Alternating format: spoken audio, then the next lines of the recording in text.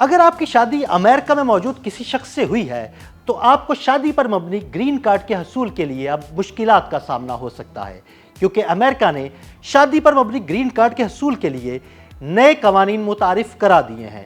یہ نئے قوانین کون کون سے ہیں؟ آئیے آپ کو اس بارے میں تفصیل سے بتاتے ہیں۔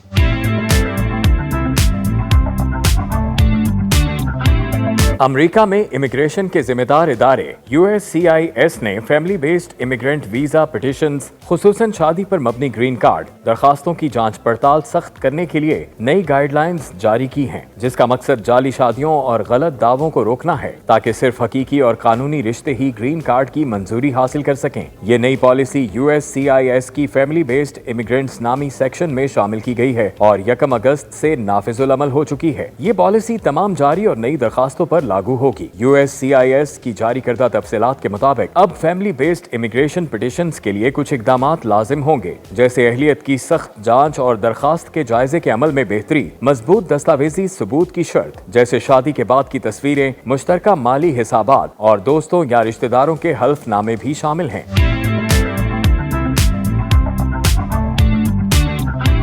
اس کے ساتھ ہی انٹرویوز لازمی ہوں گے جن میں میاں بیوی کے تعلق کی حقیقت کا جائزہ لیا جائے گا، پچھلی امیگریشن ہسٹری اور پہلے کی گئی درخواستوں کا تفصیلی جائزہ بھی لیا جائے گا، اور اگر کوئی مشکوک سرگرمی پائی گئی تو مزید تحقیقات یا ڈیپورٹیشن کا آغاز کیا جا سکتا ہے۔ گرین کارڈ کی منظوری کے باوجود اگر کوئی شخص قانونی طور پر امریکہ میں رہنے کا اہل نہیں پایا گیا تو نوٹس ٹو اپیئر NTA جاری کی جا سکتی ہے تاکہ اسے عدالت میں پیش کیا جائے اور ملک بدری کی کارروائی ہو سکے۔ USCIS کا کہنا ہے کہ جعلی یا غیر سنجیدہ فیملی بیسڈ درخواستیں امریکی امیگریشن نظام پر اعتماد کو نقصان پہنچاتی ہیں اور خاندانی اتحاد کے تصور کو کمزور کرتی ہیں۔ نئی پالیسی ایک ایسے وقت میں آئی ہے جب کئی جعلی شادیوں کے کیس منظر عام پر آئے ہیں۔